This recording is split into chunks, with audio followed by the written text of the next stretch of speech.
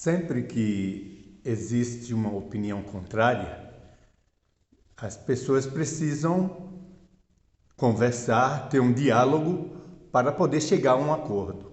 É justamente sobre isso que vamos comentar hoje, chegando a um acordo. Além da ideia do uso de sangue como alimento, que outros hábitos pagãos trouxeram verdadeira preocupação aos judeus convertidos? Pastor, o hábito da alimentação é uma parte muito importante na doutrina. Faça um comentário sobre isso. Neste tópico aqui, nós chegamos a um contexto histórico muito interessante. A igreja cristã primitiva, ela estava nos seus primeiros anos de formação.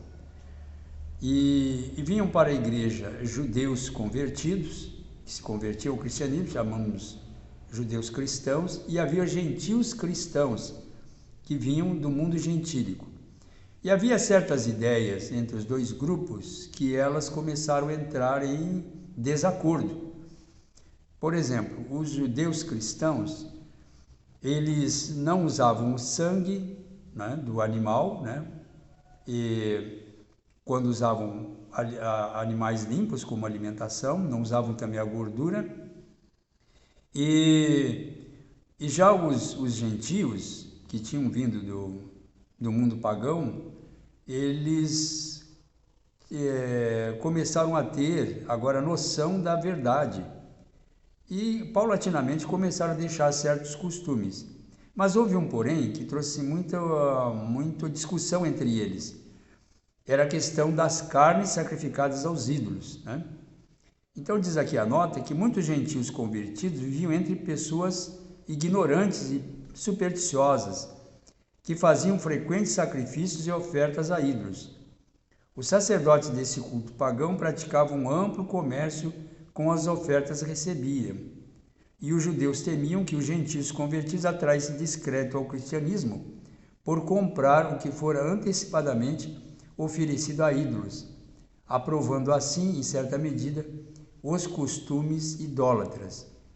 Então, irmãos, aqui é muito interessante de notarmos, porque os judeus cristãos, eles criam que não poderia haver nenhum comércio de coisas que haviam sido sacrificadas aos ídolos.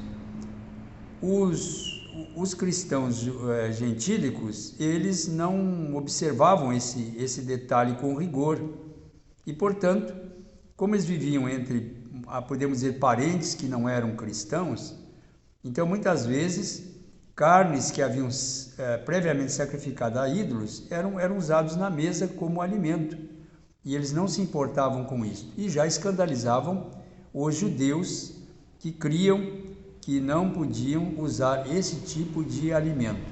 Bem, o que então aconteceu? Aconteceu que, neste caso, chegou-se uma conclusão que este assunto deveria ser colocado um ponto final nele, né?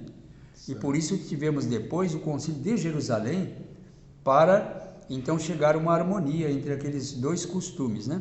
Porque entendemos também de que os cristãos judeus, eles ainda estavam apegados a muitos costumes da lei cerimonial. Eles, por exemplo, queriam impor a circuncisão para os cristãos gentios, né? Quando aquilo já havia passado, e eles não entendiam, de certa forma, esse detalhe. Uma outra questão também que havia conflito era, o texto está em 1 Coríntios 6,18, a recomendação de Paulo, ó, fugir da prostituição. Há um trecho da nota que diz assim: os gentios, em especial os gregos, eram extremamente carnais, e havia o perigo de que alguns de coração não convertido professassem a fé sem renunciar a práticas malignas. Os cristãos judeus não podiam tolerar a imoralidade, que nem mesmo era considerada criminosa pelos pagãos. Então os irmãos percebem que, à medida que as pessoas conheciam o cristianismo, eles não conheciam também a fundo todos os detalhes de que a religião cristã impunha e certas práticas que eles faziam no passado parecia assim até coisa normal, ou tolerava-se como coisa normal, porque o mundo em que eles viviam tolerava esse tipo de prática, né? E agora precisava então chegar-se a um acordo, e esse acordo nós vamos ver então na pergunta B. Que decisão equilibrada Tiago recomendou? Não é? Justamente para que houvesse harmonia, não é? Exatamente. De pensamentos, porque nós sabemos que todos nós precisamos falar a mesma língua em todos os pontos do planeta. Isso. Muito bem. Irmãos, essa questão ela foi assim tão acirrada entre os dois grupos dentro da própria igreja, repetindo, né? Entre cristãos judeus e gentios cristãos, que vinham do mundo gentílico. Aí teve o concílio de Jerusalém. Então, nesse concílio, foram abordados esses detalhes, né? Carne sacrificada aos ídolos, o sangue, a gordura. Foi também ali debatida a questão da circuncisão, que era outro problema, né? Que estava se agravando na igreja. Então, agora, os apóstolos e anciãos se reuniram e agora tomaram a seguinte decisão. Então, Tiago, que segundo indica, né? Estava presidindo aquele concílio, então foi lavrada essa decisão conforme Atos 15, 13, 19 e 20. Vamos ler parte aqui, ó.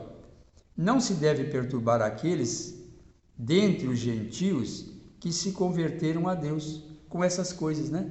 Perturbando eles. Olha, você tem que verificar se essa carne aqui foi sacrificada ao ídolo ou não. Bem entendido, irmãos, que as carnes limpas naquele tempo era permitido comer, né? Hoje nós entendemos, pela luz da reforma de saúde, a luz do santuário celestial, que não podemos mais nem comer nem as carnes imundas, que eles já não comiam mesmo, e nem carnes limpas. Mas naquele tempo era permitido, né? Digamos, era a verdade presente para a época. Era a verdade presente para a época, exatamente, né?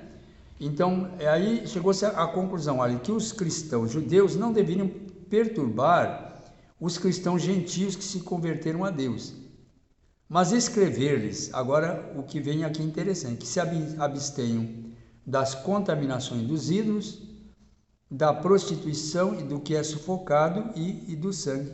Então essa foi a decisão para chegar a uma harmonia. E a nota é muito esclarecedora, assim, Tiago, neste caso, parece ter sido apontado para decidir a questão apresentada ao conselho.